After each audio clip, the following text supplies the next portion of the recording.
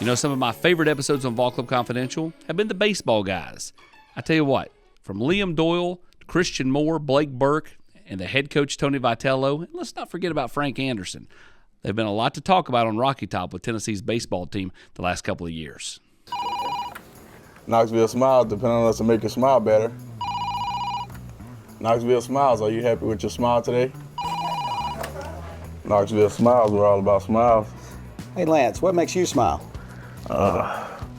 Pancake blocks. Yeah, at Lindsey Nelson, it's extremely difficult. So there will be certain days where there's no clouds in the sky at all, and you have no depth perception at all. And then there will be days where it's cloudy. Those are the easy days. And then whenever the sun goes down and the lights are on, there will be like a 35-minute time period where if the ball's hit above the lights, you have no idea where it's at. So there will be people screaming from right field, people screaming from the infield, trying to tell you where it's at. But yeah, it's really tough. And then having to read it off the bat, luckily Coach V has made it very, very easy for us because he is always screaming at the top of his lungs. And whenever it's hit off the cap and whenever it's hit off the barrel, he's screaming back. Man, it's been fun. You know, being here in Knoxville, playing in front of these fans each and every day, definitely been a dream come true for me. And you know, even when I started college, you know, my freshman year, I didn't really understand, you know, a lot about the game, and a lot of the things that I've learned over the last couple of years have definitely helped me and put me in a good situation. And you know, definitely, you know, I love winning, and I think coming to Tennessee was the right place because we love to win. And his message, I don't know if I really have a specific answer. You could just really tell that he was, you know, a good dude and just was real about everything, and there wasn't any nonsense, you know, around him. He was kind of straight to the point about how Tennessee is and what they want, and that honestly kind of helped his case for me, just because I didn't want any of that, you know, nonsense. I just want to get straight to the point. I want to win ball games, and I know he wants the same thing. So yeah, that's definitely one similarity we had right off the bat. You're over there. You're playing first base. Have you always been first baseman? I mean, or did you used to play other spots growing up? In high school, I played all right field, all 4 years there. Before then, I was first base, outfield, pitcher too, and then stopped pitching. Just focused on hitting. I mean, I hated first base in high school. Like, I absolutely despised it. And I mean, when I got here, I kind of knew I was going to be a first baseman in the future, so started working on it, getting better at it, and got with Luke Lipsius, and he helped me a lot. And when he left, Ricky Martinez did as much as he could to help me at first, even though he never played over there. He was always watching videos, and so I just listened to him. He got a lot better. Favorite Tennessee tradition? Oh, gosh. I mean, Rocky Top is kind of the thing. For me, growing up, it was the checkerboard. I mean, that's what I visually saw. You know, Pat Summitt and the checkerboard and Coach Fulmer were what Tennessee was to me. Being a St. Louis kid that's not really a Tennessee fan but a collegiate athletics fan, and you had a reason to kind of recognize what was going on over here. But now that I'm here, when we score, it's that song, and it's a pretty dang good one. And it's my favorite thing about being a part of a team, because if, you know, they got rid of me today and Coach Barnes said, do you want to be a manager? Yeah, I want to be a part of a team. My favorite thing is when a group in unison is all together for one thing. That could be a concert where everyone knows the lyrics, or it could be a sporting event where everyone's cheering on the same side, and you get to combine those with Rocky Top. I'm Tennessee basketball player JP Estrella. Let me give you a tour here of the offices at Knoxville Smiles. Dr. Costa is placing implants with a robot, and it's all done digitally. There's no guessing with this since it's all robotic. Dr. Welko is the newest addition to the office. He loves to research the latest and greatest in technology, so the other doctors go to him for the newest product information and techniques. Dr. Malone is building teeth in the mouth. To him, cosmetic bonding is more like artwork. He does this without cutting your teeth down. It's all about building them up. Guys, we still have a problem. Do y'all have a bigger chair?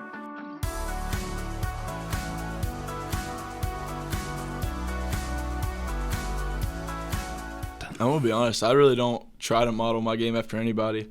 Just try to be myself, and really doesn't, you know, guys will say they model after somebody else, but I'm trying to be who I am, make myself, I guess, household name. So I want it to be after me and not somebody else. So who is Drew Beam? I don't know. I'm still trying to mold that and figure that one out for myself. But hopefully, people know me as a good human being, a great ball player, great pitcher who wants to compete, and just going to get after it on the field. I will tell you this journey's been quite strange for compared to most. Like, why Tennessee? Why did you decide to leave Tampa and take this shot at trying to play here right before the season started? Right, yes, sir. Well, we just found out, obviously, with what was going on, with the opportunity that I might get to play. And so just reaching out, I entered the transfer portal. Tennessee reached out to me, and then we just kind of started talking. And I've obviously, being from Walter State, just knew how great of a program it was. Funny thing was, I wanted to live in Knoxville, so it was kind of just like a dream for me to be at this place, and it just all kind of worked out, all lined up, and then I took the chance. I just decided to come here, try to do something special with the Volunteers. What kind of gut punch has this been, though, to be ruled ineligible? I mean, you've got it feels like there's always like 6 different sets of rules, and you don't know what you're playing by with some of this stuff. And like how frustrating as a student athlete is this to see one guy ruled eligible in one sport, and there's a couple of baseball guys that are not eligible? Right. Yes, sir. I mean, it's been extremely hard. I feel like I've definitely tried my best to show like that it isn't. I've been kind of just trying to keep my positive mind. Hopefully there can be something that comes out of it, something positive, or there's a change that would allow me to play. But it's definitely been hard just seeing other guys that are going to be able to get that junior college season back, and so far haven't heard that I will be getting it back. So it has been pretty tough. You look at your teammates; they're wearing the free Berto shirts, and Dean Curley's out there and doing his shirt after a double and flashing it. You've been here like 5 minutes, and these guys are going to bat for you. Some of them, if you became eligible and played, you might take their spot. Why have they become such fans of yours that they are doing what they're doing? Because I mean, you weren't here a month ago, and these guys are going to bat for you left and right. Right. No, I mean, I think it just shows the family that that Tennessee has. Obviously my teammates, but also coaching staff, but then also the fans. I mean, the support I've been getting over the past since I've been here, but then also the past just like 2 weeks since it really blew up. For this year, you've switched numbers. You went to that number 1, which is, I mean, as Hunter Inslee said last week, that's some big shoes to fill when you think about the last 2 guys that wore the number 1. What made you want to go to that? Is that something you wore in high school, or did you just wanted that number? Was there a reason behind it? No, it was just kind of, there was, with Simo leaving, there was no number 1, and Simo was saying it was such a, 1's like the number of, the special number that has to get passed down, so he was like, I want you to wear it. And I was like, all right, that's 6, so took it and ran with it. And then you took his leadoff spot. Do you like being up there? I mean, it's different, right? Yeah, it's a lot different than the 7-hole, but I get a lot more at bats, so I love it. We were talking before we started, and I referenced the fact that your strikeout numbers have doubled going from Ole Miss to Knoxville, which is a huge jump. Mm-hmm. Kind of take me through and take everybody through why you think that is, and kind of maybe how different are you physically from a year ago? Yeah, well, I think it all came with just putting things together. I knew I always had the arm talent and the ability to pitch at the highest level with good success, but mixing in everything with my nutrition and weight room work and all that stuff, and the team and staff that we have here is just top of the line, and they were able to help me put everything together. They made it a really easy process coming in the summer on a visit and showing me where we were going to attack, what we were going to do, best things to put in my body, best things to do while I'm in the weight room and stuff like that. So between Q and Beth, and obviously working with Coach A, as everyone knows, has truly been a blessing. So been able to just work with all of them and get my body in the right shape and be able to go compete the best possible way possible, which is what I wanted to do anyway. But yeah, it gave me that confidence, put everything together, and I think it's just showing out in the field right now. So if you weren't playing baseball, what would you be doing? Like, what's your major? Like, what do you want to do if baseball ends? What do you want to do? I have a major. I graduated with sports management, so that could be coaching. Coaching would be my first thing I would say. But I don't know. I feel like I could be a good salesman. Maybe sell real estate. I think I can sell some big houses. I could see the real estate one day. thing.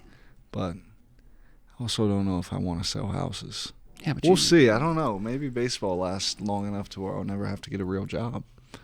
You know, I just got to meet Vince Vaughn a couple nights ago at a premiere, and I could not have messed up that meeting any worse. It was terrible. I fumbled. I'd love to go back in time and redo it. I'm still fast. You're all I hear is blah blah blah. I'm thinking about the Tennessee fans creating the meme or gif of you with Vince Vaughn from Wedding Crashers, where they put your head on Owen Wilson, and he's like, "You old sailor, you." I would like that combo. I'll tell you what. That guy is literally super. He's super nice.